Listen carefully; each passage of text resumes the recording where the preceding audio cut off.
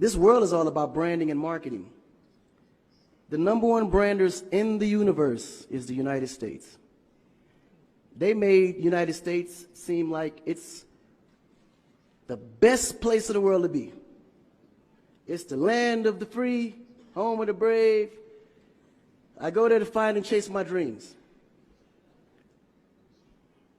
We have to be able to tell our own stories. Directors, filmmakers, entertainers, it's going to be clearly, and the press, it's going to be your job to redefine how people think about Africa.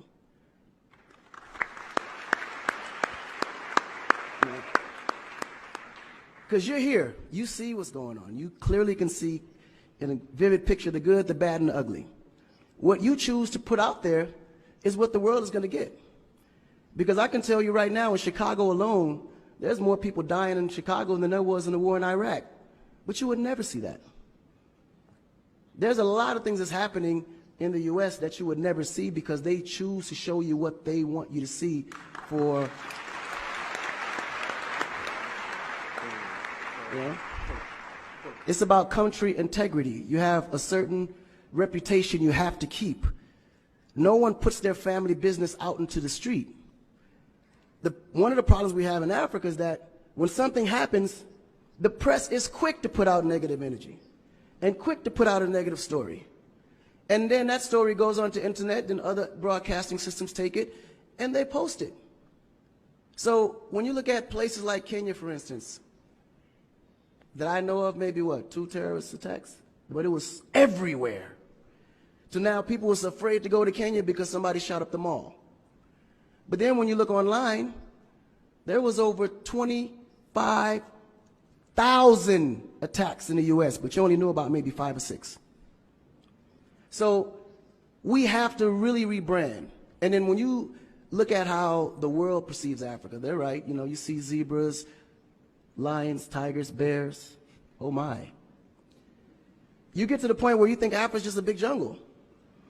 The images that they're showing of Africa is historical images. This is way before civilization. This is when they were still, you know, battling with spears, like times of Shaka Zulu. No, I'm serious. But then when you look at the US, they're showing Superman, Batman, you know? Where is our Superman? Where is our, like, Shaka Zulu should be a superhero today. Really. So we have to tell our own stories. I mean, even Jesus is white. And you believe it. But it's okay, because how you were framed, if you taught something from the day you were born, and your mother taught you that, your father taught you that, it's real. You never look at your mom and your dad as liars. But their mother and father taught them the same thing, because that's the kind of history that's put out for them to believe. Our history books in the U.S. is all white American history, culture that's been borrowed from other nations. But Africa have to teach the same history of our ancestors, the great things that they have accomplished. You know?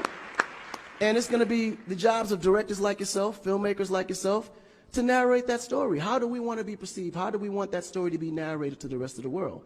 This younger generation, we kind of figured it out. Because now, when you look at hip-hop in America, every rapper is rich. Gold chains, Bentleys, nice girls by the pool with bathing suits in this big mansion. And then, when the video's over, they get on their phone and call an Uber. They don't even come in the Bentley that you just saw in the TV. But you go to Nigeria, we got Wizkid, Davido, P-Square, all these guys driving a Bentley, Mercedes.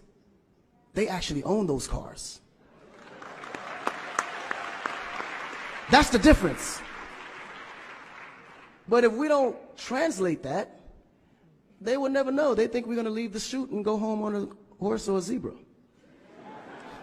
Because that's what they know. This is why African Americans are so afraid of Africa. You mention Africa, they start shaking. There's so much fear. They don't know how to translate that. It was just recent that people are now saying, yeah, man, you know what? I rock with Africans, man. You know what I'm saying? I want to do some collaborations, man. Yo, man, I need an Afrobeat remix, you know what I'm saying? But before, they be like, man, I don't know that dude. I'm not putting him on my record. So the younger generation is slowly understanding how you have to rebrand the culture, because the culture has adapted. They've actually took everything that we've created and made it look better. They made a superstar look like a superstar. When I look on TV and I see our biggest entertainers, they don't look like stars. That's why you can't really respect the entertainer. If a politician saw a singer, he'd just be like, oh, he's just a local singer. But if he go to that local singer's performance, he may sell out the stadium because he has a huge influence, but the image is not there. So we have to take the image as a huge accountability for ourselves and realize that Africa really does have a reputation. But if we allow our stories to be told, our stories will be told according to their agenda on what they need to be able to benefit from Africa. So we have to tell our story so we can be able to understand how we can utilize that story to benefit for our agenda. You know?